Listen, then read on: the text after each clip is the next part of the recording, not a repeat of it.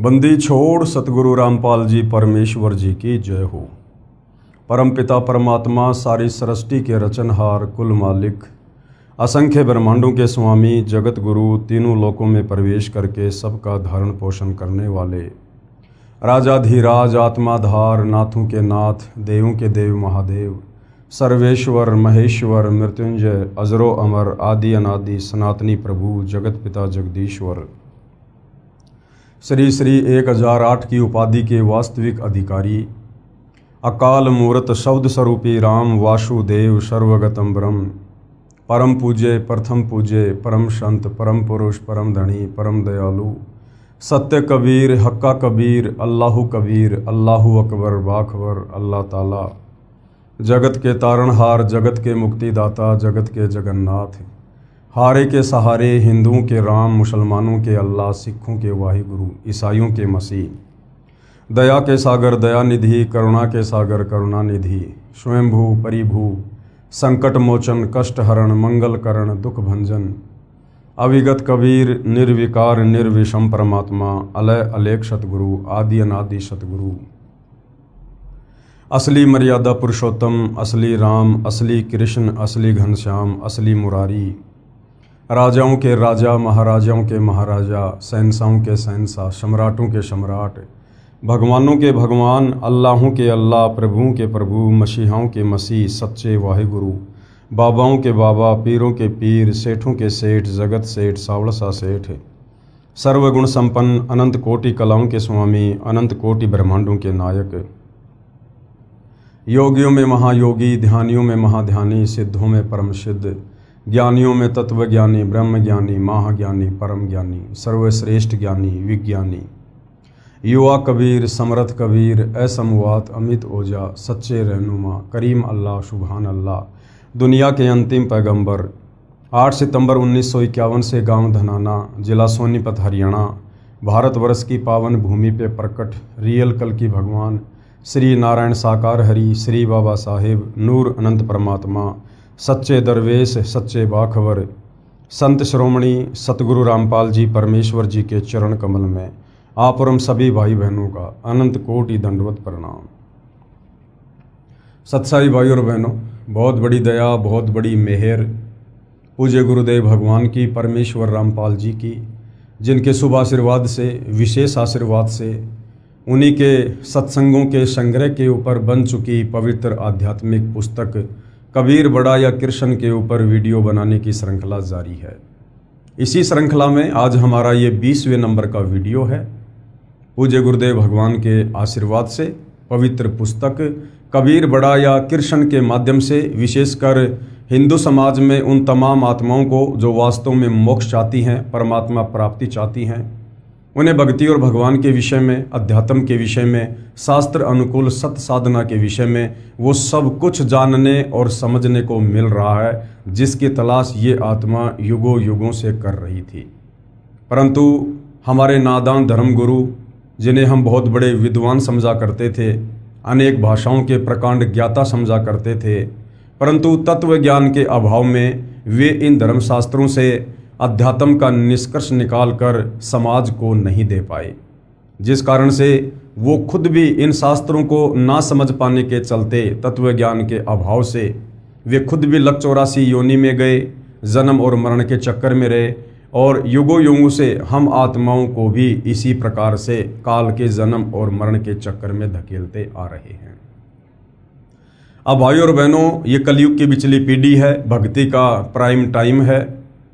परमपिता परमेश्वर कबीर साहिब जी के द्वारा निर्धारित किया गया ये समय है और इस समय वो परमेश्वर सतलोक से चलकर गति करके सशरीर धरती पर 8 सितंबर 1951 को खुद ही प्रकट हुए हैं और सन 1994 से अपने यथार्थ 13वें कबीर पंथ की शुरुआत करके और समाज को शास्त्र अनुकूल साधना प्रदान करने लगे हैं और लाखों करोड़ों की संख्या में आत्माओं ने शास्त्र अनुकूल साधना को अपनाकर हर प्रकार की बुराइयों से भी अपना पीछा छुड़वाया है और आत्मज्ञान के साथ साथ परमात्म ज्ञान की प्राप्ति भी कर रहे हैं।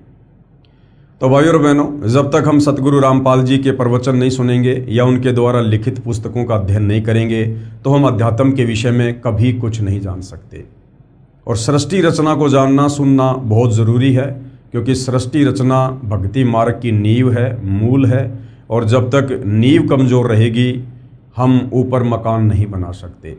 अर्थात यदि अध्यात्म की नींव सृष्टि रचना को हम नहीं समझेंगे तो हम भक्ति मार्ग पर दृढ़ होकर नहीं लग सकते। तो इस पवित्र पुस्तक कबीर बड़ा या कृष्ण में हमारा जो टॉपिक चल रहा है वो है जनता की अदालत। जनता की अदालत में जज खुद जनता है, क्योंकि जनता पढ़ी लिखी है, शिक्षित है, अपनी आंखों से सर्व धर्मशास्त्रों को देखकर निर्णय कर सकती है कि हमारे धर्मशास्त्रों में अध्यात्म के विषय में क्या कुछ लिखा हुआ है। और मामला चल रहा है कबीर बड़ा या कृष्ण कि सुप्रीम गॉड कौन है, सारी सृष्टि का रचयिता कौन है, सर्व आत्माओं का उत्पत्ति करता कौन है। और गीता अध्याय 17 श्लोक नंबर 23 में जो ओम तत् सत 3 मंत्र हैं ये किस परमेश्वर के हैं। और गीता अध्याय 15 श्लोक नंबर 17 में जिस उत्तम पुरुष के विषय में बात की गई है कि उत्तम पुरुष तु अन्य परमात्मा इति उदाहरते ये लोग तेरम अवश्य विवर्ति अव ईश्वरे। वो उत्तम परमेश्वर कौन है, सर्वोत्तम परमात्मा कौन है, सबसे सुप्रीम भगवान कौन है जो तीनों लोकों में प्रवेश करके सबका धारण पोषण करता है। तो जनता की अदालत में श्री कृष्ण उर्फ विष्णु जी को उत्तम पुरुष बताते हुए उनके वकील साहिबान के रूप में हिंदू समाज के सर्व धर्मगुरु आचार्य शंकराचार्य खड़े हैं, और इधर कबीर जी को सुप्रीम गॉड बताते हुए कबीर जी के वकील सतगुरु रामपाल जी खड़े हैं। और सतगुरु रामपाल जी ने, जैसा कि आपने पिछले अनेक वीडियो में देख लिया है, उन्हीं हिंदू धर्म ग्रंथों का हवाला देकर कोर्ट में दिखाकर, जिन हिंदू धर्म ग्रंथों का हवाला देकर ये नादान धर्मगुरु श्री कृष्ण जी को सुप्रीम गॉड साबित करने की नाकाम कोशिश कर रहे थे, सतगुरु रामपाल जी ने सर्व जनता की आंखें खोल दी कि तुम्हारे वेदों में, गीता जी में, पुराणों में सुप्रीम गॉड श्री कृष्ण उर्फ विष्णु को नहीं बल्कि कबीर जी को बताया गया है। अब जनता शिक्षित है, इसलिए अपनी आंखों से अपने ही धर्मशास्त्रों में सर्व प्रमाण देखकर जागरूक हो रही है और सतगुरु रामपाल जी से अध्यात्म के विषय में सवाल जवाब कर रही है। बहुत सारी प्रश्नोत्तरी आप जी देख चुके हैं, वीडियो बन चुके हैं। वर्तमान में जो जनता का सवाल है वो तीर्थों को लेकर है कि ये हमारे नादान धर्मगुरु हमें तीर्थों पर, धामों पर जाने की सलाह देते हैं कि वहाँ जाने से आपके पुण्य बनेंगे, आपको सांसारिक लाभ होंगे, आपकी घर गृहस्थी में लाभ होगा। तो जनता पूछ रही है कबीर जी के वकील सतगुरु रामपाल जी से, क्या इन धामों और तीर्थों पर जाने से कोई लाभ है, क्या कोई पुण्य प्राप्ति है। तो सतगुरु रामपाल जी ने सर्वप्रथम जनता को समझाया कि ये धाम क्या हैं, तीर्थ क्या हैं, क्यों बने हैं, पीछे का इतिहास क्या है। जब तक ये नहीं समझोगे आप वहाँ जाने से रुक नहीं सकते। तो किस प्रकार से ज्वाला देवी मंदिर बना, वैष्णो देवी मंदिर बना, किस प्रकार से जगन्नाथपुरी मंदिर बना, बद्रीनाथ बना, केदारनाथ बना, ये सारी जानकारी सतगुरु रामपाल जी ने समझाई है। जैसे शुक्र तीर्थ है, सरस्वती तीर्थ है, ये कैसे बने हैं, ये जानकारी भी उन्होंने जनता को उन्हीं के पुराणों से दिखा कर समझाई है। तो अंत में फिर जनता ने कहा कि ये बात तो हमें आपकी समझ में आ गई कि इन धामों पर, इन तीर्थों पर जाने से कोई फायदा नहीं है, क्योंकि ये धाम और तीर्थ तो एक यादगार मात्र हैं। किसी साधु संत महात्मा ऋषि ने वहाँ बैठकर अपनी भक्ति तपस्या की थी, उसके बाद लोगों ने यादगार बनाए रखने के लिए कोई मंदिर बना दिया, आगे चलकर उसकी पूजा शुरू हो गई और नादान जनता वहाँ पुण्य प्राप्ति के लिए जाने लगी, जबकि वास्तव में शास्त्रों के अनुसार वो एक मनमाना आचरण है। तो अब आप हमें ये बताइए कि वास्तव में सबसे बढ़िया शुद्ध तीर्थ क्या है, जिस तीर्थ में स्नान करने से हमें पुण्य मिले, हमारी आत्मा का कल्याण हो जाए। तो अब जनता की अदालत में जनता को सतगुरु रामपाल जी शुद्ध तीर्थ के विषय में, सर्वश्रेष्ठ तीर्थ के विषय में जानकारी दे रहे हैं कि वो क्या है। पवित्र पुस्तक कबीर बड़ा या कृष्ण, पेज नंबर 184, तीर्थ तथा धाम क्या है। अब सर्वश्रेष्ठ तीर्थ क्या है जो प्रत्येक मानव शरीरधारी स्त्री पुरुष ने करना चाहिए, जिस तीर्थ में स्नान करने के लिए आप और हमें परमपिता परमेश्वर जी ने ये अनमोल मनुष्य जन्म प्रदान किया है।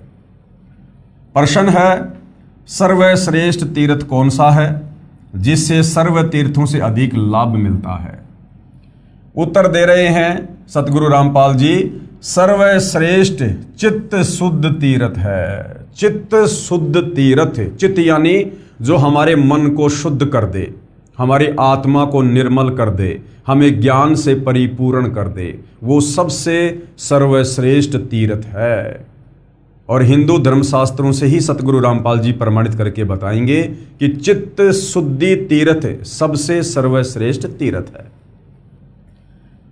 चित्त शुद्ध तीर्थ अर्थात तत्वदर्शी संत का सत्संग सर्व तीर्थों से श्रेष्ठ है। चित्त कैसे शुद्ध होगा, मन कैसे शुद्ध होगा? गीता अध्याय 4 श्लोक 34 के अनुसार तत्वदर्शी संत के सत्संग सुनने से, जिसमें आत्मज्ञान और परमात्म ज्ञान दोनों का समावेश होता है और साथ में शास्त्र अनुकूल साधना भी साधक को मिलती है। श्री देवी पुराण 6 स्कंद अध्याय 10 पेज नंबर 417 पर लिखा है, हमारे ही धर्म ग्रंथों में, हमारे ही पुराणों में लिखा है कि सर्वश्रेष्ठ तीर्थ चित्त शुद्धि तीर्थ है।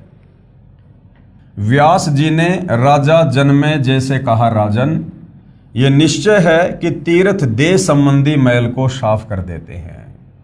कि ये जितने भी तीर्थ बने हुए हैं, किसी नदी के किनारे, किसी तालाब के किनारे, वहां जाकर जल में स्नान करने से हमारे शरीर का मैल तो साफ हो सकता है। और ये शरीर का मैल तो भाइयों और बहनों हम अपने घर में एक बाल्टी पानी की भर के बाथरूम में रख के ढंग से रगड़ रगड़ के नहाने से भी साफ कर सकते हैं। लेकिन जब तक हम चित्त शुद्धि तीर्थ में डुबकी नहीं लगाएंगे, तत्वदर्शी संत के प्रवचनों को नहीं सुनेंगे, तब तक हमारा चित्त शुद्ध नहीं हो सकता। किंतु मन के मैल को धोने की शक्ति तीर्थों में नहीं है। तीर्थ केवल शरीर के मैल को साफ कर सकते हैं, लेकिन मन में जो मैल है, जो 5 विकारों वाला मैल जमा हुआ है, काम, क्रोध, मोह, लोभ, अहंकार, इसके उपरांत जो ये राग, द्वेष, ईर्ष्या, छल, कपट, मन मुटाव, धोखाधड़ी, चोरी, जारी, निंदा, चुगली, कपटबाजी, मिलावटखोरी, रिश्वतखोरी, कालाबाजारी, ये जो तरह तरह के मैल हमारी आत्मा के ऊपर इस काल ने चिपका रखे हैं, ये तीर्थों के जल में नहाने से साफ नहीं हो सकते। उसके लिए तो अपने तत्वदर्शी संत के सत्संग सुनने पड़ेंगे। किंतु मन के मैल को धोने की शक्ति तीर्थों में नहीं है। चित्त शुद्ध तीर्थ गंगा आदि तीर्थों से भी अधिक पवित्र माना जाता है। यदि भाग्यवश चित्त शुद्ध तीर्थ सुलभ हो जाए, क्योंकि भाइयों और बहनों, सर्व पदार्थ है जगमाही और भाग बिना नर पावत नाई। तत्वदर्शी संत की शरण, उनके प्रवचन भी बिना मजबूत भक्ति संस्कार के मानव शरीरधारी आत्मा को नसीब नहीं हो सकते। यानी सबके भाग्य में तत्वदर्शी संत की शरण में आना नहीं होता है।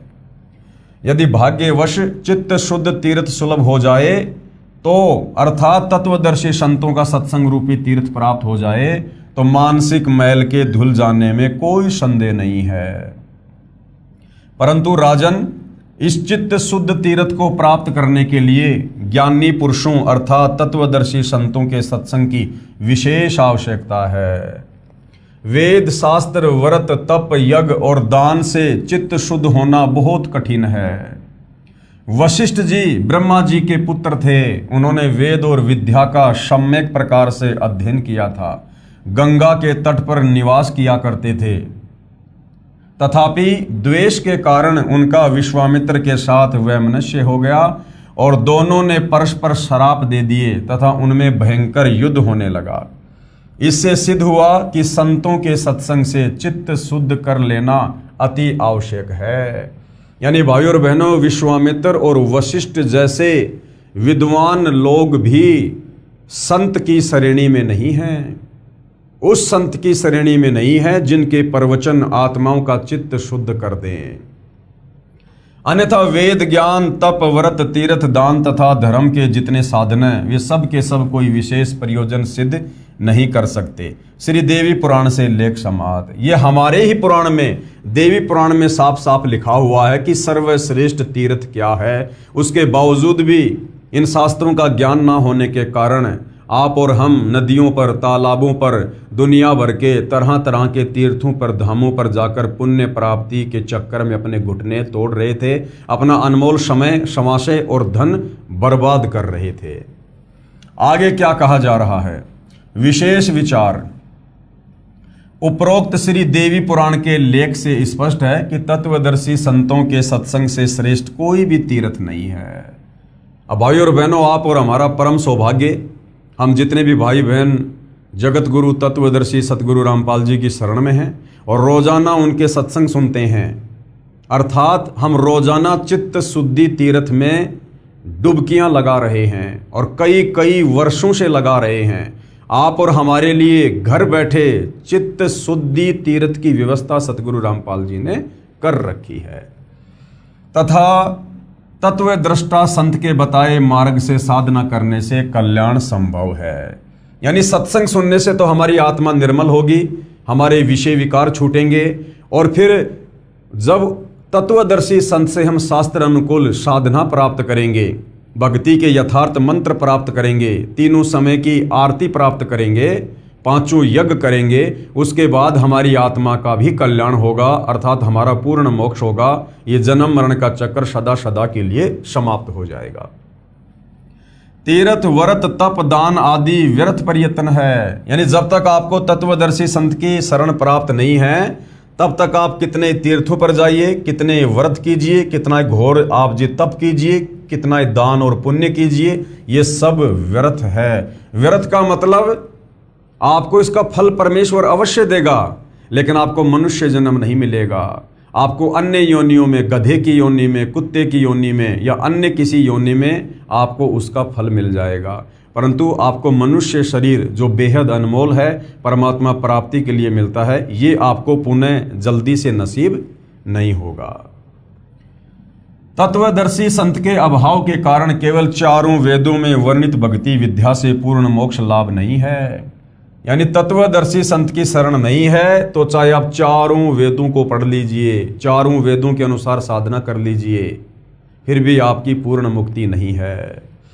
कबीर परमेश्वर जी ने कहा है, सतगुरु बिन वेद पढ़े जो प्राणी, यानी जो तत्वदर्शी संत होता है उसकी शरण में आए बिना यदि हम वेदों को पढ़ेंगे तो हम वेदों के सार को नहीं समझ पाएंगे। वेद हमें किस भक्ति की ओर संकेत कर रहे हैं, कौन सा मंत्र जाप करने का संकेत कर रहे हैं, हम नहीं समझ पाएंगे। सतगुरु बिन वेद पढ़े जो प्राणी, समझे न सार रहे अज्ञानी। और सतगुरु बिन काहू न पाया ज्ञाना, यानी बिना तत्वदर्शी संत की शरण ग्रहण किए आप कभी भी तत्व ज्ञान से परिचित नहीं हो सकते। जो थोथा भूषड़े मूड किसाना, जिस प्रकार गेहूं निकालने के बाद उसके भूष को कोई कूट कूट के गेहूं प्राप्त करना चाहे तो वो व्यर्थ प्रयत्न है। इसी प्रकार तत्वदर्शी संत की शरण में आए बिना, चाहे कोई भी आचार्य हो, शंकराचार्य हो, चाहे ब्रह्मा विष्णु महेश भी आपके गुरु बनकर आपको वेद पढ़ाएं, तो भी आप मुक्ति का साधन प्राप्त नहीं कर सकते। 68 तीर्थ ब्रह्म ब्रह्म आवे, सब फल सतगुरु चरणा पावे। जो 68 प्रकार के तीर्थ हमारे नादान धर्म गुरुओं ने हिंदू श्रद्धालुओं को बता रखा है कि वहां जाने से पुण्य मिलेगा, मोक्ष होगा, आप उन 68 तीर्थों पर कितना ही भटक लीजिए, पूरी जिंदगी भटक लीजिए, जब तक आप तत्वदर्शी संत की शरण में नहीं आएंगे और शास्त्र अनुकूल साधना नहीं करेंगे, आपकी मुक्ति लाख जन्म भी नहीं है। कबीर तीर्थ कर कर जग मुआ, उड़े पानी नहाए, सत नाम जपा नहीं काल घसीटे जाए। यानी बिना सच्चे नाम के जाप के लोग तीर्थों पर जा जाकर और अपना जीवन बर्बाद कर दिया, लेकिन उनको आत्म कल्याण की राह नसीब नहीं हुई। सूक्ष्म वेद अर्थात तत्व ज्ञान में कहा है कि 68 तीर्थ ब्रह्म ब्रह्म आवे, 100 फल सतगुरु चरणा पावे। गंगा यमुना बद्री समेते, जगन्नाथ धाम है जेते, बर में फल प्राप्त होए न जेतो, गुरु सेवा में फल पावे ते। तो ये जितने भी प्रकार के तीर्थ हैं, गंगा यमुना बद्रीनाथ जगन्नाथ, इन सभी तीर्थों पर धक्के खाने से हमें कोई पुण्य कोई लाभ नहीं है, और जो लाभ आप इन तीर्थों पर जाकर प्राप्त नहीं कर सकते उससे असंख्य गुना ज्यादा लाभ घर बैठे यदि आप तत्वदर्शी संत की शरण में है तो उनके द्वारा बताई गई भक्ति साधना करने से और उनकी सेवा करने से आप जी प्राप्त कर लेते हैं। कोटिक तीर्थ सब कर आवे, चाहे आप करोड़ों तीर्थ कर लो और गुरु जी के चरणों में फल तुरंत ही पावे। तत्वदर्शी संत के चरणों में आपको करोड़ों तीर्थों से भी ज्यादा फल प्रतिदिन नसीब होता है। सतगुरु मिले तो अगम बतावे, सच्चा सतगुरु ही हमें मोक्ष की राह बताएगा, आगे का रास्ता सतलोक का रास्ता बताएगा। और जम की आंच तहीं नहीं आवे, और हमारे भाग्य में जो काल कर्म लिखे हुए थे, जो संकट आने थे हमारे प्रारब्ध के अनुसार, सच्चे सतगुरु तत्वदर्शी संत की शरण में आने के बाद उनका नाश हो जाता है। भक्ति मुक्ति को पंथ बतावे, सच्ची भक्ति देगा और फिर मुक्ति भी देगा, और बुरो होण को पंथ छुड़ावे। और जिस बुराई के रास्ते पे हम चल रहे थे अज्ञानता के चलते, उसको भी सच्चा सतगुरु अपने सत्संग सुनाकर दूर करवाएगा। सतगुरु भक्ति मुक्ति के दानी, और सतगुरु बिना न छूटे खानी। सतगुरु के बिना 184 योनियां नहीं छूट सकती है, और सतगुरु ही आकर भक्ति दान करता है और मुक्ति की राह बताता है। सतगुरु गुरु सुर तरु सुर धेनु समाना, यानी जो सच्चा सतगुरु होता है, तत्वदर्शी संत होता है, वो स्वर्ग में जो कल्प वृक्ष है और कामधेनु है, जिसके पास में जाने से सर्व मनोकामना पूर्ण हो जाती है, सच्चा सतगुरु उससे भी कहीं ज्यादा लाभदायक है। और पावे चरण मुक्ति परवाना, सरलार्थ पूर्ण परमात्मा द्वारा दिए तत्व ज्ञान, यानी सूक्ष्म वेद में कहा है कि तीर्थों और धामों पर जाने से कोई पुण्य लाभ नहीं है। असली तीर्थ सतगुरु यानी तत्वदर्शी संत का सत्संग सुनने जाना है।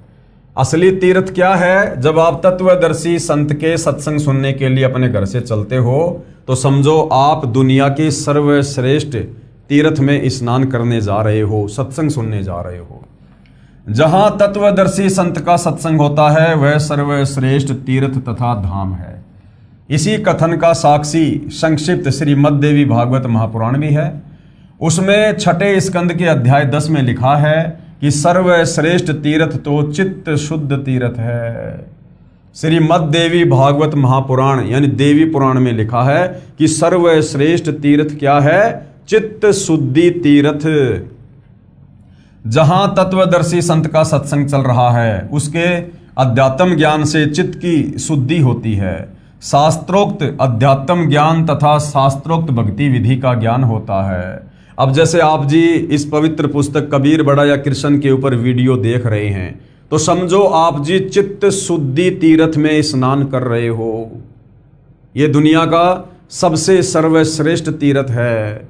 चाहे आप सतगुरु रामपाल जी के प्रवचन सुन लीजिए, चाहे उनकी पुस्तकों का अध्ययन कर लीजिए, या उनकी पुस्तकों को यदि कोई पढ़ा रहा हो, ज्ञान बता रहा हो, या आपस में तत्वदर्शी संत की कोई ज्ञान चर्चा हो रही हो और आप सुन रहे हैं तो समझ लीजिए आप चित्त शुद्धि तीर्थ में स्नान कर रहे हैं, जिससे जीव का कल्याण होता है। क्योंकि सत्संग सुनने से हमें ज्ञान होगा कि मनुष्य जन्म क्यों मिला है और हमें क्या करना चाहिए।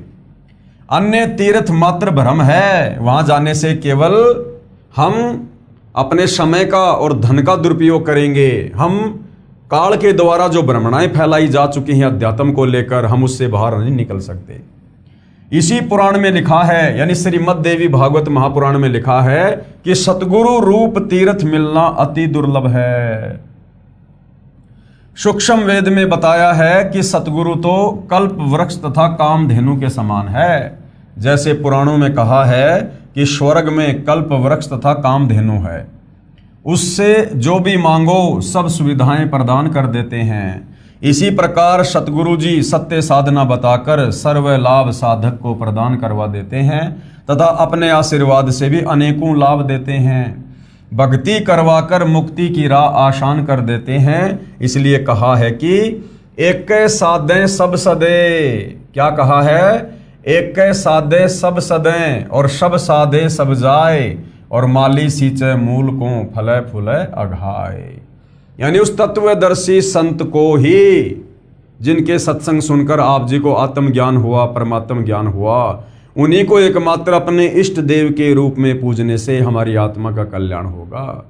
एक साधे सब सदे सब साधे सब जाए, और माली सींचे मूल को फले फूले अघाए। गुरुदेव ने क्या अर्थ किया है? शब्दार्थ, एक सतगुरु रूप तीर्थ पर जाने से सब लाभ मिल जाता है। सब तीर्थों धामों व अन्य अंधश्रद्धा भक्ति से सब लाभ समाप्त हो जाते हैं। जैसे आम के पौधे की एक जड़ की सिंचाई करने से पौधा विकसित होकर पेड़ बनकर बहुत फल देता है, यदि पौधे को उल्टा करके जमीन में गड्ढे में शाखाओं की ओर से रोपकर शाखाओं की सिंचाई करेंगे तो पौधा नष्ट हो जाता है, कोई लाभ नहीं मिलता है। इसलिए एक सतगुरु रूप तीर्थ पर जाने से सर्व लाभ मिल जाता है।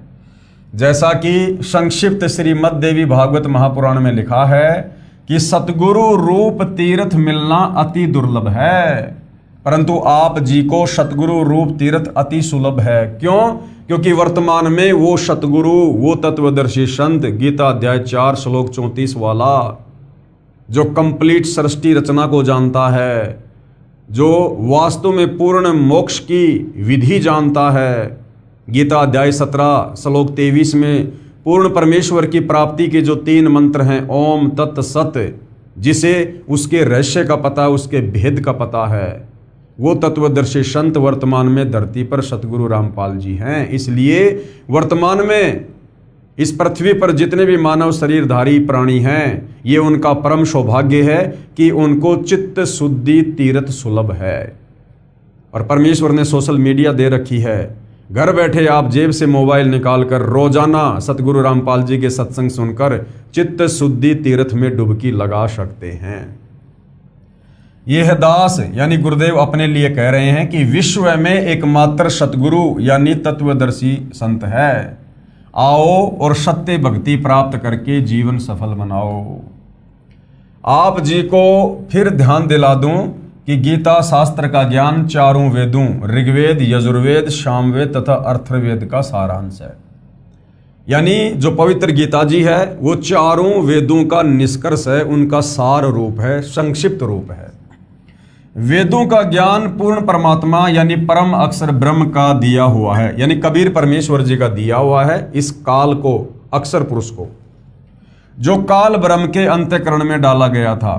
काल ब्रह्म के श्वासों द्वारा उसके शरीर से बाहर आया था, जिसका कुछ अंश काल ब्रह्म ने जानबूझकर समाप्त कर दिया था। यानी जो ज्ञान परमपिता परमेश्वर जी ने, कबीर देव जी ने इस काल ब्रह्म को दिया था, यहाँ 21 ब्रह्मांड में आने के बाद जब समय अनुसार इसकी श्वासों से वेद बाहर प्रकट हुए, जब इसने वेदों को पढ़ा तो पता चला कि इसमें तो भैया तेरे विषय में बहुत कुछ लिखा हुआ है। तेरा नाम काल कैसे पड़ा, तुझे प्रतिदिन 1 लाख मानव शरीरधारी आत्माओं के सूक्ष्म शरीर से निकली हुई वासना खाने का श्राप कैसे लगा, तेरा ये रूप बिगड़ा हुआ क्यों है, ये सारी जानकारी उस ज्ञान में थी। तो इसने जल्दबाजी में उस ज्ञान को नष्ट कर दिया जो इसके पाखंड की पोल खोल रहा था, और बाकी का ज्ञान इसने समुद्र मंथन के माध्यम से श्री ब्रह्मा जी को, जो इसका सबसे बड़ा बेटा है, यानी ब्रह्मा विष्णु महेश इस काल ब्रह्म के ज्योति निरंजन के बेटे हैं, तो इसने समुद्र मंथन में वो ज्ञान ब्रह्मा जी को प्रदान कर दिया। ब्रह्मा जी ने उस ज्ञान को पढ़ा, लेकिन तत्व ज्ञान के अभाव में, तत्वदर्शी संत के अभाव में ब्रह्मा जी निष्कर्ष नहीं निकाल पाए। और जैसा ब्रह्मा जी को समझ में आया, ब्रह्मा जी ने आगे अपने वंशज ब्राह्मणों को, धर्म गुरुओं को देना शुरू कर दिया। अब जब ब्रह्मा जी को समझ में नहीं आया तो उसके वंशजों को कहाँ से समझ में आ जाता। उन वंशजों ने उस ज्ञान को आगे प्रचारित करना शुरू कर दिया। आगे चल के कालांतर में श्री वेद व्यास जी के द्वारा 4 वेदों के रूप में, 4 पुस्तकों के रूप में उस वेद ज्ञान को लिपिबद्ध कर दिया गया, जो आज आप और हमारे सामने है। शेष अपने पुत्र ब्रह्मा जी को दे दिया। श्री कृष्ण द्वैपायन जी ने यानी वेद व्यास जी ने इसको 4 भागों में ऋग्वेद, यजुर्वेद, सामवेद तथा अथर्ववेद में बांट दिया, यानी 4 पुस्तकें बना दी, जिस कारण से उनको वेद व्यास यानी वेदों का विस्तारक कहा जाने लगा।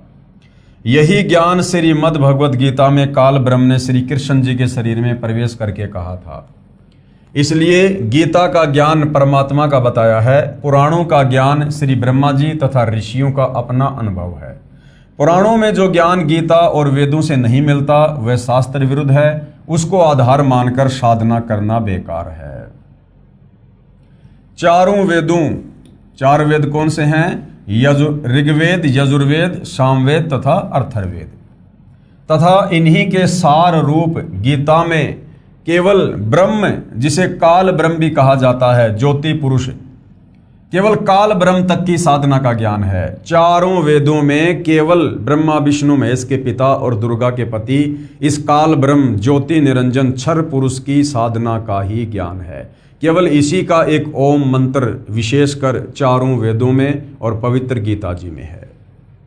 इन शास्त्रों में परम अक्षर ब्रह्म अर्थात उस परमेश्वर की साधना का ज्ञान नहीं है, जिसके विषय में गीता ज्ञान देने वाले ने गीता अध्याय 18 श्लोक 62 में कहा कि हे भारत, तू सर्वभाव से उस परमेश्वर की शरण में जा, उसकी कृपा से ही तू परम शांति को तथा सनातन परम धाम को प्राप्त होगा। यानी खुद ये ब्रह्मा विष्णु महेश का पिता गीता का ज्ञान देते समय श्री कृष्ण जी के शरीर में प्रवेश करके अर्जुन को कह रहा है कि अर्जुन, यदि तुझे मेरे द्वारा फैलाए गए जाल से, जन्म और मरण के षड्यंत्र से, लग 84 योनियों के कष्ट से बाहर निकलना है, तो गीता अध्याय 18 श्लोक 62 में कह रहा है कि भाई तू किसी तत्वदर्शी संत की शरण में जा, तू सर्वभाव से उस परमेश्वर की शरण में जा। यानी अपने से अन्य किसी और सर्वश्रेष्ठ परमात्मा की शरण में जाने की सलाह अर्जुन को दे रहा है। जहाँ जाने के बाद यानी उस परमेश्वर के लोक सतलोक में जाने के बाद साधक फिर लौटकर वापस संसार में नहीं आता, यानी मेरे किस ब्रह्मांड में फिर वो जन्म मरण में नहीं आता है। उस परमेश्वर का ज्ञान जानने के लिए गीता अध्याय 4 श्लोक 32 और 34 में कहा है कि उस तत्व ज्ञान को स्वयं परमेश्वर ने अपने मुख कमल से बोलकर वाणी द्वारा बताया है।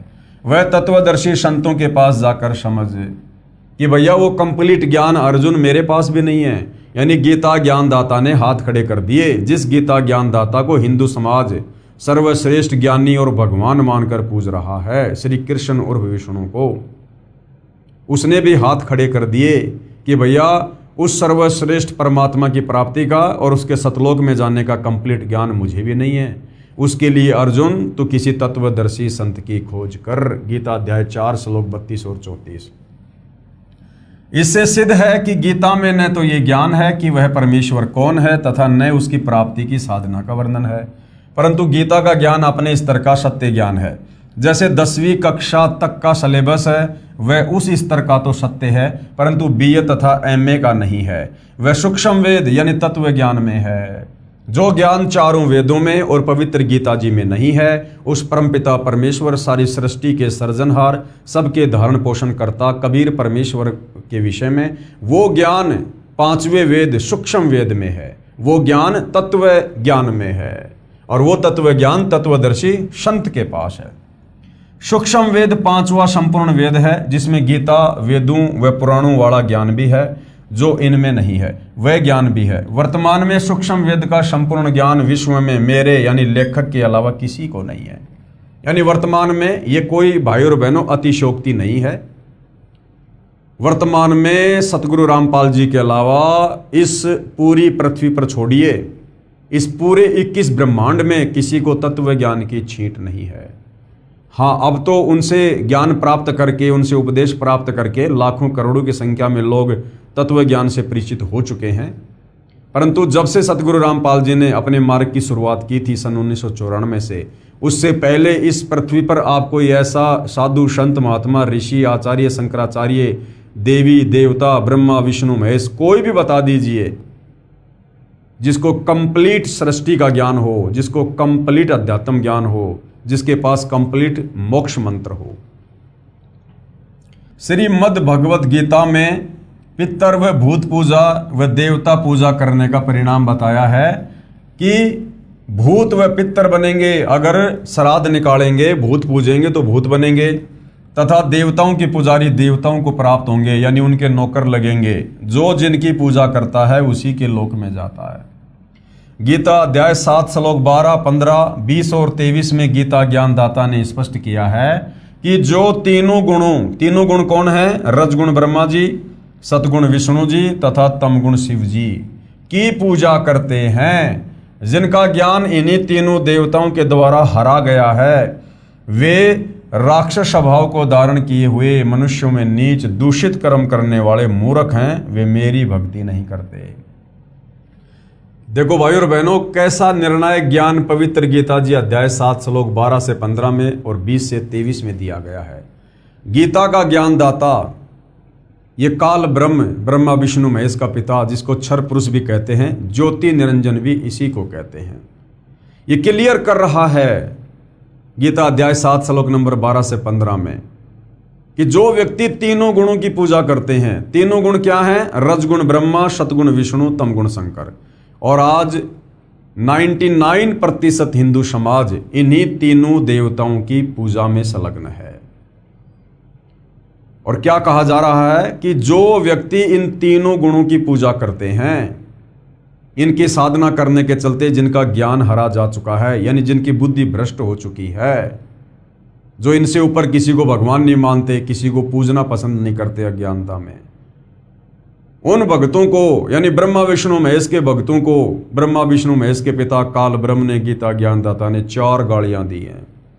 राक्षस स्वभाव को धारण किए हुए मनुष्यों में नीच दूषित कर्म करने वाले मूर्ख, गीता ज्ञानदाता कहता है कि मुझ ब्रह्म की ओम नाम की साधना भी नहीं करते। अब बताओ भाइयों और बहनों, यदि हमारे नादान धर्म गुरुओं को तत्व ज्ञान होता, यदि इन्होंने इन शास्त्रों का निष्कर्ष निकाला होता, तो क्या ये हमारे से ब्रह्मा विष्णु महेश की पूजा करवाते? कदापि नहीं करवाते। इसलिए परमेश्वर कहते हैं, गुरु बिन काहू न पाया ज्ञाना, जो थो था बू छड़े मूड किसाना। पेश है प्रमाण के लिए गीता अध्याय 7 श्लोक 12 से 15 की फोटो कॉपियां। अगले पृष्ठों पर गीता अध्याय 7 श्लोक 12 की फोटो कॉपी। अब जनता की अदालत में सतगुरु रामपाल जी जनता को, विशेषकर उस जनता को जो ब्रह्मा विष्णु महेश को सुप्रीम गॉड मानकर उसी की साधना कर रही है, उस जनता को दिखा रहे हैं। ये श्लोक आप जियों के सामने है भाइयों और बहनों, लिखा हुआ है, ये चय एवं सात्विका भावा राजसा तामसा च ये मत एवं इति तान विद्धि न तू अहम तेसु ते मयि। ये देखिएगा, एक तरफ इस श्लोक में संस्कृत है, सामने हिंदी है। और भी जो सत्व गुण से उत्पन्न होने वाले भाव और जो रजोगुण से तथा तमोगुण से उत्पन्न होने वाले भाव हैं, उन सबको तू मुझसे ही होने वाले ऐसा जान, परंतु वास्तव में उनमें मैं और वे मुझ में नहीं हैं।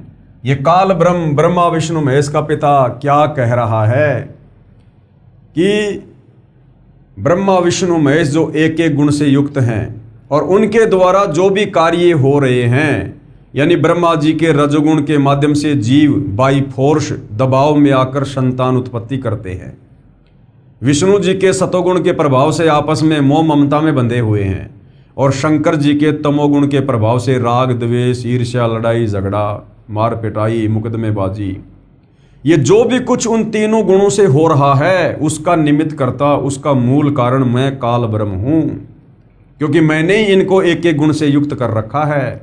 और मैंने ही अपने स्वार्थ के लिए, अपने भोजन के लिए, जो मुझे प्रतिदिन 1 लाख जीव खाने पड़ते हैं तपस्या पर भून भून कर, मैंने अपने भोजन की व्यवस्था के लिए इन तीनों पुत्रों को एक एक गुण से युक्त करके और आप लोगों को जो है इस प्रकार से फांस रखा है। कहने का मतलब है कि जो भी कुछ ब्रह्मा विष्णु महेश के माध्यम से हो रहा है, उसका मूल कारण मैं ही हूं, लेकिन ये मुझ में नहीं और मैं इसमें नहीं, यानी मैं इनसे अलग रहता हूं, इनको एक एक गुण से युक्त करके। गीता अध्याय 7 श्लोक 12 का भावार्थ यह है कि गीता ज्ञान देने वाला काल ब्रह्म ज्योति निरंजन काल है, इसको श्रापवश 1 लाख मानव स्त्री पुरुष खाने होते हैं, उसके लिए इसने अपने तीनों पुत्रों को गुण युक्त उत्पन्न किया है। रजगुण युक्त ब्रह्मा जी, सतगुण युक्त विष्णु जी तथा तमगुण युक्त शिव जी को अपनी पत्नी श्री देवी दुर्गा के गर्भ से उत्पन्न किया है। गीता जी अध्याय 14 श्लोक नंबर 3 और 4 इसका प्रमाण है। ब्रह्मा जी के रजगुण के प्रभाव से प्रभावित सब प्राणी भोग विलास करके संतान उत्पत्ति करते हैं। विष्णु जी के सतगुण के प्रभाव से प्रभावित होकर सब प्राणी एक दूसरे से मोह ममता के कारण जकड़े हुए हैं। जैसे पिता का संतान से मोह, माता का संतान से मोह, बच्चों का माता पिता से मोह, संपत्ति से मोह, यानी विष्णु जी से निकल रहा सतगुण का प्रभाव सब जीवों को एक दूसरे से बांध के रखता है। इसे स्थिति स्थापित करना कहा है। शिव जी के तमगुण के प्रभाव से युद्ध होते हैं, हजारों लाखों सैनिक मारे जाते हैं, आपसी कलह झगड़े होते हैं। तीनों देवता श्री ब्रह्मा जी, श्री विष्णु जी तथा श्री शिव जी काल ब्रह्म के खाने के लिए व्यवस्था करते हैं। अधिक जानकारी सृष्टि रचना इसी पुस्तक के पेज नंबर 389 पर हम आगे पढ़ेंगे।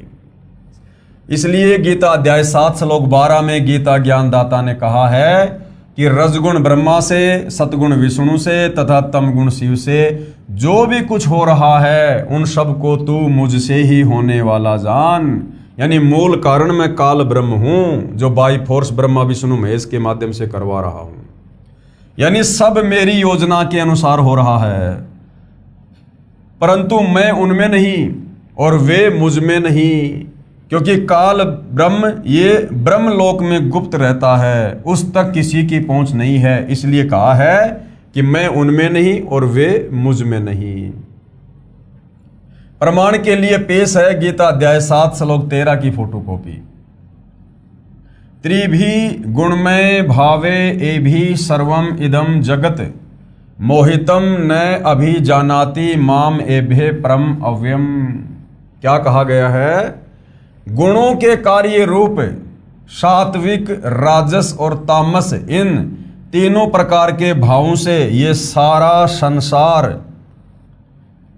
संसार प्राणी समुदाय मोहित हो रहा है। इसलिए इन तीनों गुणों से परे मुझ अविनाशी को नहीं जानता। ये काल ब्रह्म कह रहा है कि ये सारा संसार तीनों गुणों के प्रभाव से प्रभावित हो रहा है। रजगुण ब्रह्मा, सदगुण विष्णु, तमगुण शंकर, इनसे निकल रहे गुणों से पूरा प्राणी समुदाय ये बुरी तरह से जकड़ा हुआ है, और इनसे परे ये मुझे नहीं जानते, मेरी पूजा नहीं करते। अध्याय 7 श्लोक 13 का भावार्थ है कि गीता ज्ञानदाता ने कहा है कि जो थोड़ी राहत ये देवता अपने साधक को देते हैं, उसी के कारण सारा प्राणी समुदाय यानी जगत इन्हीं पर मोहित हो रहा है। इन तीनों गुणों देवताओं से परे मुझ अविनाशी को नहीं जानता, यानी मेरी पूजा के महत्व से अपरिचित हैं। इन तीनों देवताओं का जाल मेरे से उत्पन्न है। ये मेरी माया बड़ी दुस्तर है। जो पुरुष केवल मुझको भजते हैं वे इस माया यानी तीनों देवताओं का उल्लंघन कर जाते हैं, यानी इनकी भक्ति नहीं करते, इनके पास न जाकर मेरे ब्रह्मलोक में चले जाते हैं। इसके कहने का मतलब है यदि ब्रह्मा विष्णु महेश की पूजा को त्याग कर अगर मुझ काल ब्रह्म की ओम नाम की साधना की जाए तो मैं आपको लंबे समय के लिए ब्रह्मलोक में रहने के लिए जगह दे देता हूँ।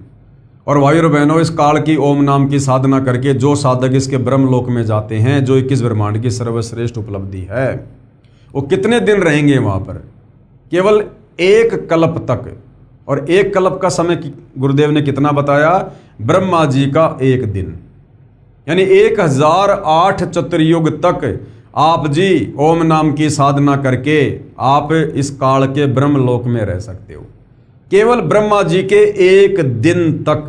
उसके बाद फिर आपको नीचे पटका जाएगा गीता अध्याय 8 श्लोक 16 के अनुसार कि ब्रह्मलोक पर्यंत सर्वलोक पुनरावर्ती में है, यानी ब्रह्मलोक में गया हुआ साधक भी वापस जन्म और मरण में आता है, लक 84 में जाता है, तपतशिला का कष्ट भोगता है, नरक की यातना सहन करता है। पेश है प्रमाण के लिए गीता अध्याय 7 श्लोक 14 की फोटोकॉपी। देवी ही ऐसा गुणमयी मम माया दुरत्या माम एवं ये परपदंते मायाम एताम तरंती ते। क्या कहा गया है?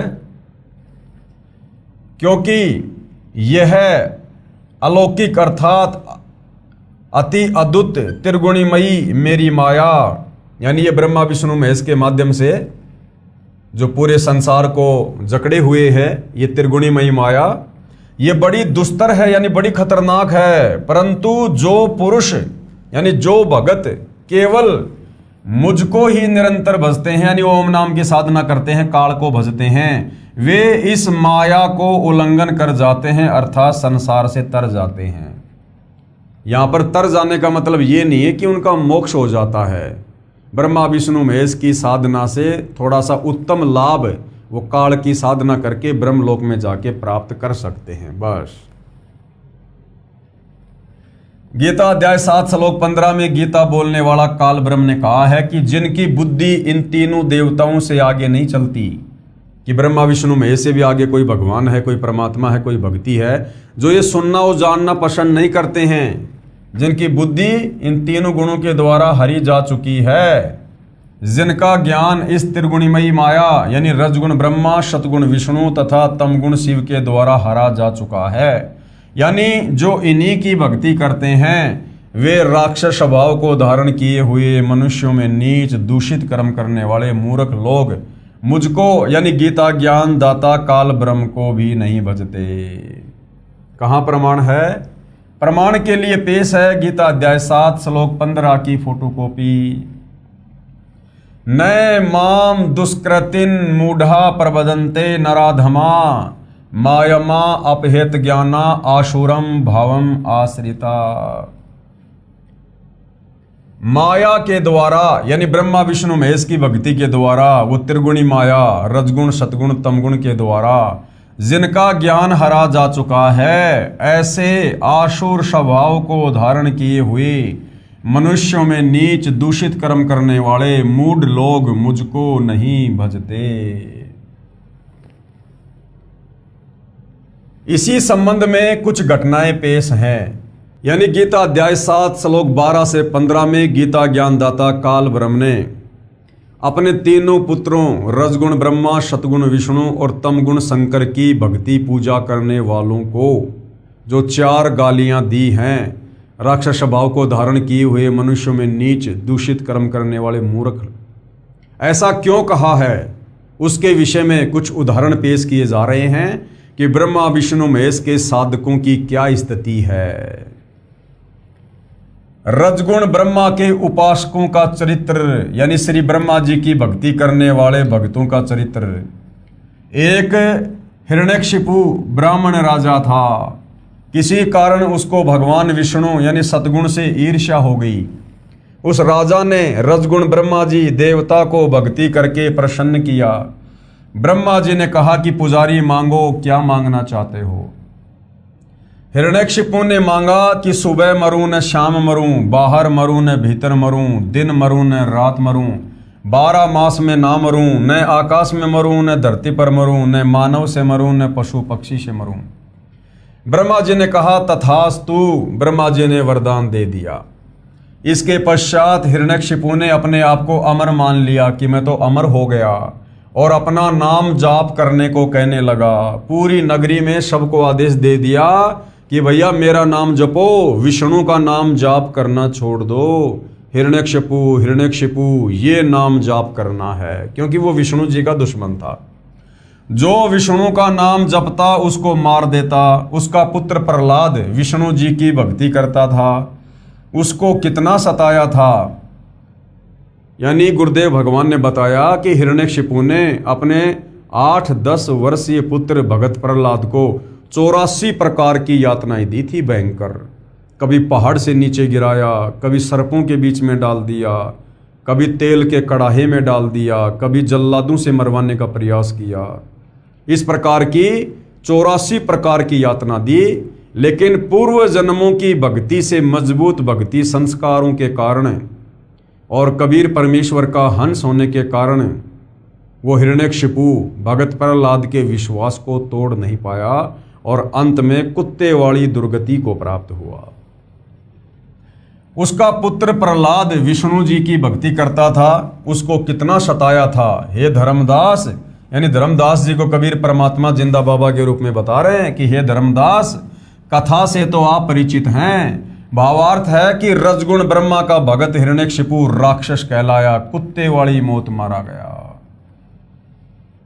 राक्षस स्वभाव को धारण किए हुए मनुष्यों में नीच दूषित कर्म करने वाले मूर्ख, ये 4 गालियां इसलिए ब्रह्मा विष्णु महेश के पुजारियों को दी गई है क्योंकि ये लोग कोई भी उल्टा कार्य करने से पीछे नहीं हटते। रावण तथा भस्मासुर की कथा, जो तमगुण श्री शंकर जी की पूजा करते थे। अब तमगुण श्री शंकर जी के पुजारियों की क्या हालत है, इसलिए 4 गालियां दी गई हैं। तमगुण शिव जी के उपासकों का चरित्र। लंका के राजा रावण ने तमगुण शिव की भक्ति की थी। उसने अपनी शक्ति से 33 करोड़ देवताओं को कैद कर रखा था। फिर देवी सीता का अपहरण कर लिया। उसका क्या हाल हुआ आप सब जानते हैं। तमगुण शिव का उपासक रावण राक्षस कहलाया, सर्वनाश हुआ और निंदा का पात्र बना। इसलिए गीता अध्याय 7 श्लोक 12 से 15 में ब्रह्मा विष्णु महेश की पूजा करने वालों को राक्षस स्वभाव धारण किया हुआ कहा गया है। अन्य उदाहरण दिए जा रहे हैं। आप जी को भस्मासुर की कथा का ज्ञान तो है ही। भगवान शिव यानी तमोगुण की भक्ति भस्मागिरी करता था। वह 12 वर्षों तक शिव जी के द्वार के सामने ऊपर को पैर और नीचे को सिर यानी शीर्षासन करके भक्ति तपस्या करता रहा। एक दिन पार्वती जी ने कहा, हे महादेव, आप तो समर्थ हैं, आपका भगत क्या मांगता है, इसे प्रदान कर दो प्रभु। भगवान शिव ने भस्मागिरी से पूछा, बोलो भगत क्या मांगना चाहते हो, मैं तुझ पर अति प्रसन्न हूँ। भस्मागिरी ने कहा, पहले वचनबद्ध हो जाओ तब मांगूंगा। यानी इन भक्तों को अपने भगवान पर विश्वास भी नहीं होता था। पहले उनको वचनबद्ध किया करते थे कि भगवान कहीं मुकर ना जाए। भगवान शिव वचनबद्ध हो गए। तब भस्मागिरी ने कहा कि आपके पास जो भस्म कंडा है वो मुझे प्रदान कर दो। शिव जी ने वह भस्म कंडा भस्मागिरी को दे दिया। अब वो भस्म कंडा भस्म कड़ा क्या था? शंकर जी अपने हाथ में एक वो कड़ा पहना करते थे। उसकी क्या खासियत थी? जिसके सर के ऊपर भी रख कर ये कह दिया जाए भस्म, वो चंद सेकंडों में राख बन जाया करता था। तो भस्मागिरी ने शंकर जी को वचनबद्ध करके वो भस्म कड़ा ले लिया। शिव प्रभु ने वह भस्म कंडा भस्मागिरी को दे दिया। कड़ा हाथ में आते ही भस्मागिरी ने कहा, हो जा शिव जी होशियार, तेरे को ही भस्म करूंगा तथा पार्वती को अपनी पत्नी बनाऊंगा। ये कहकर अभद्र ढंग से हंसा तथा शिव जी को मारने के लिए उनकी ओर दौड़ा। इसलिए भाई गीता अध्याय 7 श्लोक 12 से 15 में ब्रह्मा विष्णु महेश की तीनों गुणों की पूजा करने वालों को 4 गालियां दी गई है।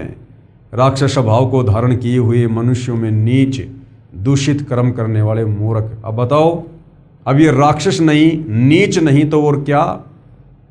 जिसको भगवान मानकर भक्ति कर रहा है, तपस्या कर रहा है, और उसी की धर्म पत्नी के ऊपर गंदी नीयत है और अपने इष्ट के साथ में विश्वासघात धोखाधड़ी करने के मकसद से भक्ति कर रहा है कि भस्म कंडा प्राप्त करूंगा, फिर शंकर जी को मारूंगा और पार्वती को पत्नी बनाऊंगा। इसलिए ब्रह्मा विष्णु महेश की भक्ति करने वाले को राक्षस कहा गया है। ये कहकर अभद्र ढंग से हंसा तथा शिव जी को मारने के लिए उनकी ओर दौड़ा। भगवान शिव उस दुष्ट का उद्देश्य जानकर भाग निकले। अब दुनिया कहती है कि भगवान शंकर अजरो अमर हैं, मृत्युंजय है, कालज्य है, अमर है।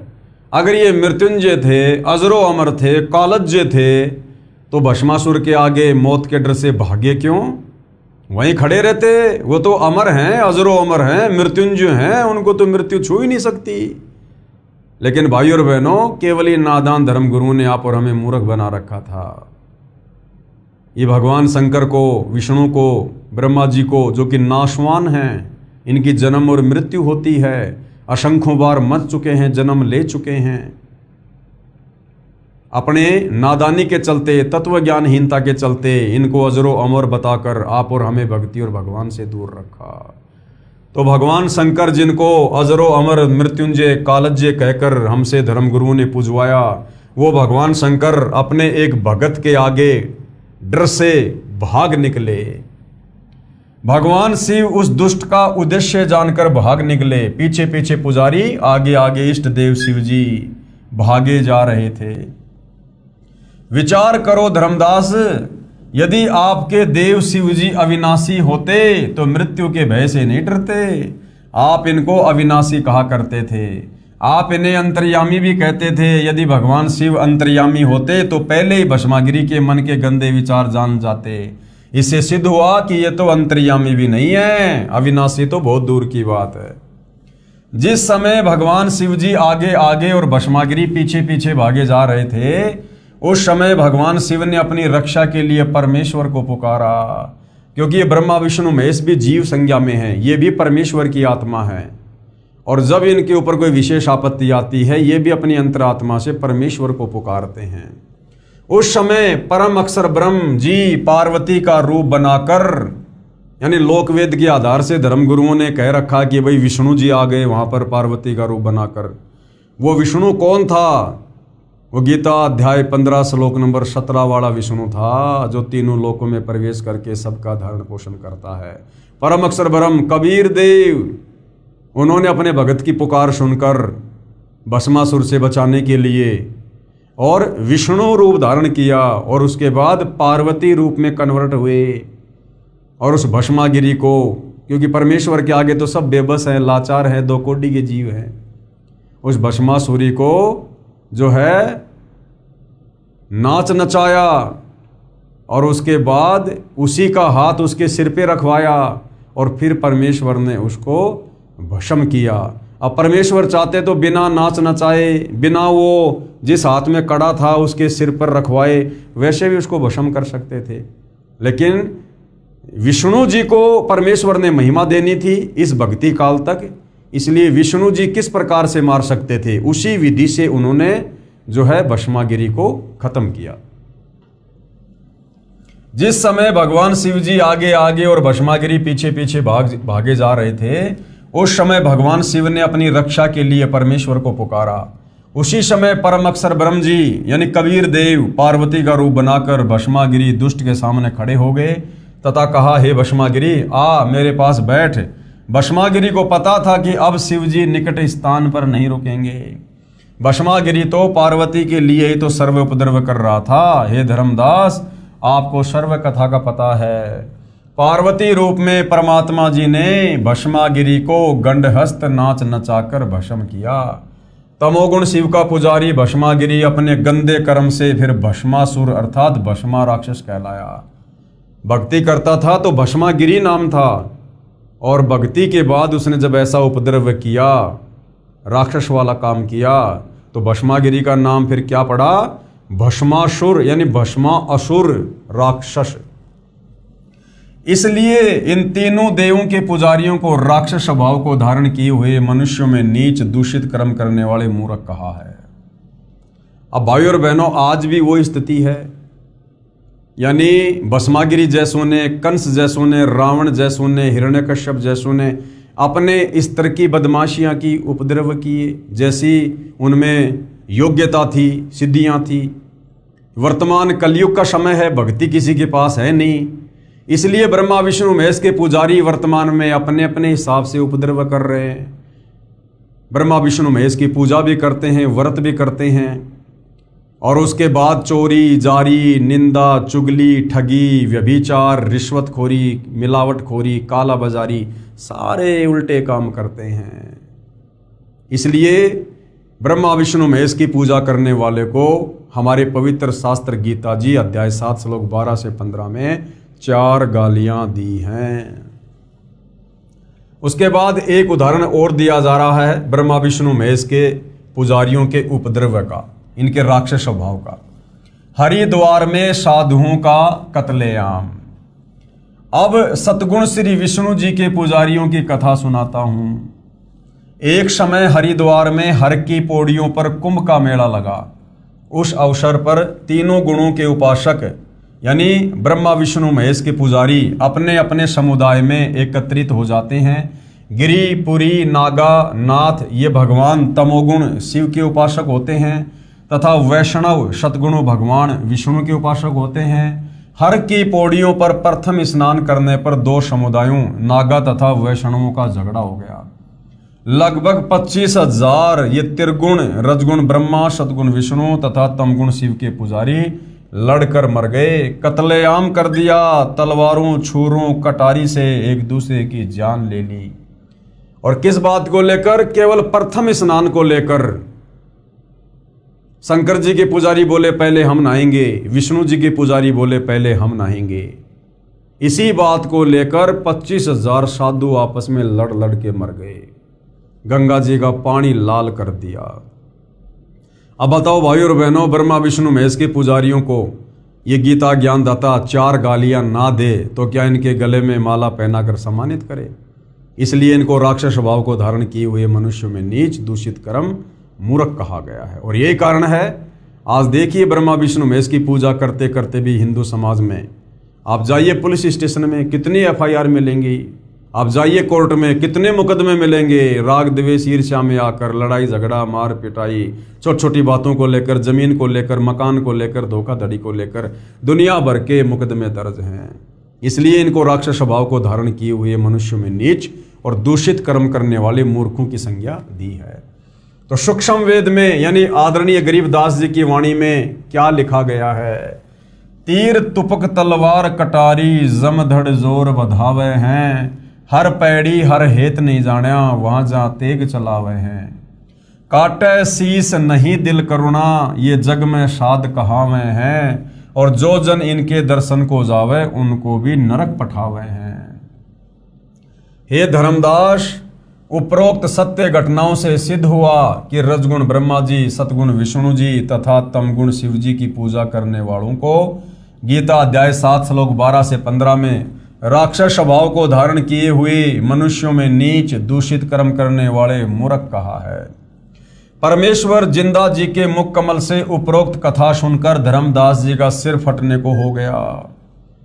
धर्मदास जी मथुरा गए हुए थे, वहां कबीर परमात्मा जिंदा बाबा के रूप में मिले और धर्मदास जी को ज्ञान समझा रहे हैं कि धर्मदास तू किस विष्णु की साधना कर रहा है, ये तो शतोगुण युक्त है, ये काल का पुत्र है, और इसकी पूजा करने के लिए खुद गीता में अध्याय 7 श्लोक 12 से 15 में मना किया है। तो ये सारी सत्य कथा सुनकर, जो कथाएं धर्मदास जी ने अपने गुरु रूपदास से पहले ही सुन रखी थी, पुस्तकों में पुराणों में कथाएं पढ़ रखी थी, लेकिन तत्वदर्शी संत की शरण में आए बिना इन कथाओं को समझने वाली बुद्धि ओन नहीं होती। तो जब खुद तत्वदर्शी संत यानी कबीर परमेश्वर जी जिंदा बाबा रूप में कथा सुना रहे थे, तो धर्मदास जी की बुद्धि से काल दूर हो गया था और धर्मदास जी को सारी बातें बिल्कुल एज इट इज समझ में आने लगी, और ये सारी कथाएं सुनकर उनका सिर फटने को हो गया, चक्कर आने लगे। हिम्मत करके धर्मदास बोला, हे प्रभु, आपने तो मुझ ज्ञान के अंधे को आंखें दे दी दाता। उपरोक्त सर्व कथाएं हम सुना तथा पढ़ा करते थे, परंतु कभी विचार नहीं आया कि हम गलत रास्ते पर चल रहे हैं। आपका सौ बार धन्यवाद, आप जी ने मुझ पापी को नरक से निकाल दिया प्रभु, और उसी नरक से वर्तमान में सतगुरु रामपाल जी पूरे विश्व को बाहर निकालने के लिए पुनः धरती पर प्रकट हुए हैं। यदि कोई नरक से निकलना चाहे तो उनके सत्संग रूपी चित्त शुद्धि तीर्थ में स्नान करना चाहे तो।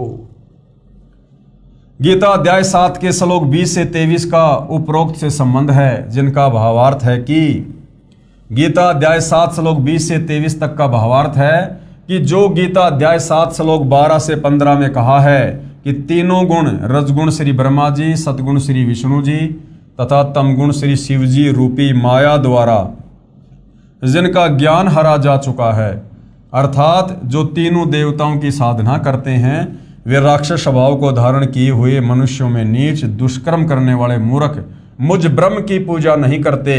इसी के संबंध में गीता अध्याय 7 श्लोक 20 और 23 में कहा है कि जिनका ज्ञान उपरोक्त तीनों देवताओं द्वारा हरा जा चुका है, वे अपने स्वभाववश उन्हीं देवताओं की पूजा मनोकामना पूर्ण करने के मकसद से करते हैं। अर्थात गीता ज्ञानदाता कह रहा है, क्या कह रहा है कि मेरे से अन्य देवताओं की पूजा करते हैं। जो भगत जिस देवता की पूजा करता है उसकी श्रद्धा मैं ही उस देवता के प्रति दृढ़ करता हूँ। उस देवता के पुजारी को भी मेरे द्वारा उस देवता को दी गई शक्ति से ही प्राप्त होता है, परंतु उन मंद बुद्धि वालों अर्थात मूर्खों का वह फल नाशवान है, यानी वो नरक जाने से नहीं बच सकते। देवताओं के पूजने वाले देवताओं को प्राप्त होते हैं, यानी देवताओं के लोक में जाकर उनके नौकर बनते हैं, उनके गण बनते हैं, और मेरे भगत मुझे प्राप्त होते हैं। काल कह रहा है कि मेरी ओम नाम की साधना करने वाला मुझे प्राप्त होता है, यानी ब्रह्म लोक में जाता है। भावार्थ है कि जो ब्रह्मा विष्णु तथा शिव की पूजा या अन्य किसी देव की पूजा करते हैं, उन देवताओं की पूजा का फल नाशवान है, अर्थात वह पूजा व्यर्थ है। पेश है गीता अध्याय 7 श्लोक 20 से 23 की फोटोकॉपी। कामे तय तय हत ज्ञाना प्रपदन्ते अन्य देवता तम तम नियमम आस्ताये प्रकृत्या नियतः शवैया। उन भोगों की कामना द्वारा जिनका ज्ञान हरा जा चुका है, वे लोग अपने स्वभाव से प्रेरित होकर उस नियम को धारण करके अन्य देवताओं को भजते हैं अर्थात पूजते हैं। गीता अध्याय 7 श्लोक 21 की फोटोकॉपी। ये याम याम तनुम भक्तय श्रद्धा अर्चितुम इच्छति तस्से तस्से अचलाम श्रद्धाम ताम एवं विदधामि अहम। जो सकाम भगत जिस जिस देवता के स्वरूप को श्रद्धा से पूजना चाहता है, उस भगत की श्रद्धा को मैं उसी देवता के प्रति स्थिर करता हूं। यानी जिसके जैसे संस्कार हैं, जिसके पास जितने पुण्य हैं, उस आधार से उन लोगों को इन नीचे के देवी देवताओं की भक्ति में भी मैं काल ही लगाता हूं। गीता अध्याय 7 श्लोक नंबर 22 की फोटोकॉपी। स तया श्रद्धा युक्त तस्य आराधनम इहते लभते च तत्कामान मया एवं विहितान ही तान। वह पुरुष यानी वो भगत उस श्रद्धा से युक्त होकर उस देवता का पूजन करता है और उस देवता से मेरे द्वारा ही विधान किए हुए उन इच्छित भोगों को निसंदेह प्राप्त करता है। यानी जिस प्रकार कोई किसी सरपंच के साथ में बहुत अच्छे संबंध रखता है या एक गांव का सरपंच जो लाभ गांव वालों को दे सकता है, तो उस प्रांत का मुख्यमंत्री ये कह सकता है कि उस सरपंच से मिलने वाला लाभ भी मेरे द्वारा ही दिया जाता है। यानी वो सरपंच अपनी तरफ से एक फूटी कोड़ी भी गांव वालों को नहीं दे सकता। सरपंच को ऊपर से मिलता है, स्टेट से मिलता है, जिस कारण से वो आगे वितरित करता है। इसी प्रकार ये देवी देवता अपनी जेब से किसी को फूटी कोड़ी का लाभ नहीं दे सकते। इन देवताओं को भी एक पैकेज बना के दिया जाता है काल ब्रह्म के द्वारा कि जो तुम्हारी पूजा करेंगे उनको तुम केवल इतना ही फल या लाभ दे सकते हो। तो ये काल ब्रह्म कह रहा है कि जो इन देवी देवताओं की भी पूजा करते हैं ना, और जो थोड़ा बहुत लाभ ये प्राप्त करते हैं, वो लाभ भी मेरे द्वारा ही पैकेज बना के दिया जाता है। गीता अध्याय 7 श्लोक 23 की फोटोकॉपी। अंतवत तु फलम तेषाम तत् भवति अल्पमेध सामय देवान देव यज यान्ति मध्यका यान्ति माम अपि।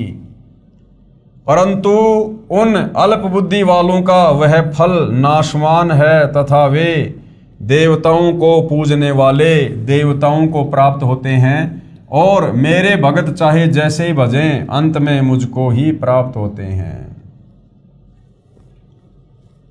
अब भाइयों और बहनों, गीता में ब्रह्म काल की भक्ति भी अनुत्तम अर्थात घटिया कही गई है।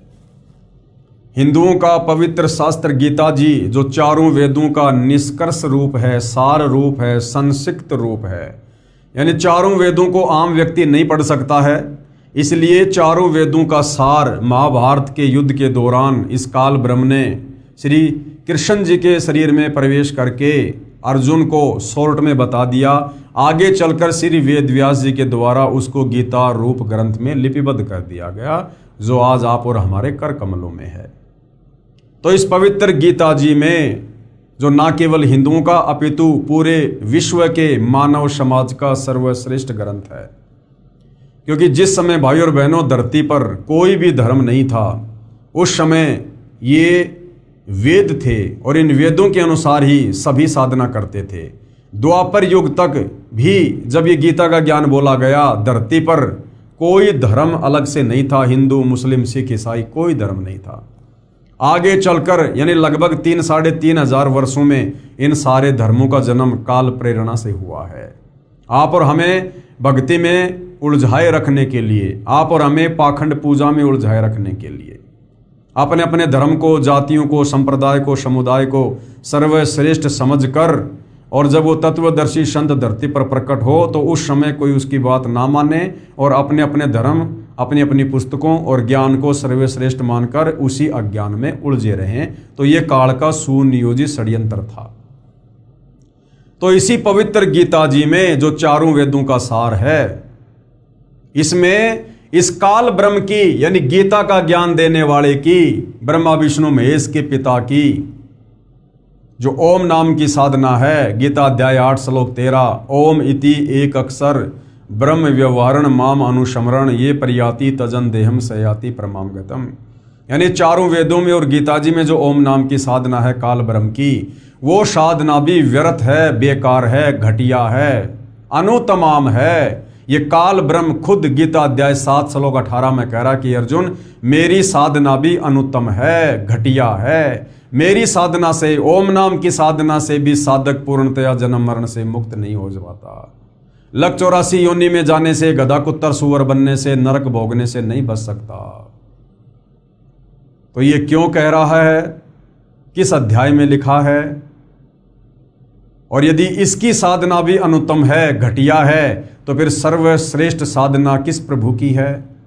इन तमाम बातों की जानकारी जनता की अदालत में कबीर जी के वकील सतगुरु रामपाल जी दे रहे हैं, और इस विषय को हम अगले वीडियो में देखेंगे। क्योंकि भाइयों और बहनों, सदियों से उलझा हुआ ये आध्यात्मिक ज्ञान है, और अभी तक हमें जो भी धर्मगुरु मिला केवल हमारे को शास्त्र विरुद्ध साधना बताने वाला ही मिला। और इस अज्ञान को एक से नहीं, दो से नहीं, सैकड़ों धर्मगुरुओं के मुख से, कथाओं के माध्यम से, पुस्तकों के माध्यम से सुनने के चलते हमारे अंतःकरण में अज्ञान जमा हो चुका है। इस अज्ञान को मिटाने के लिए आप और हमने चित्त शुद्धि तीर्थ में डुबकी लगानी ही पड़ेगी।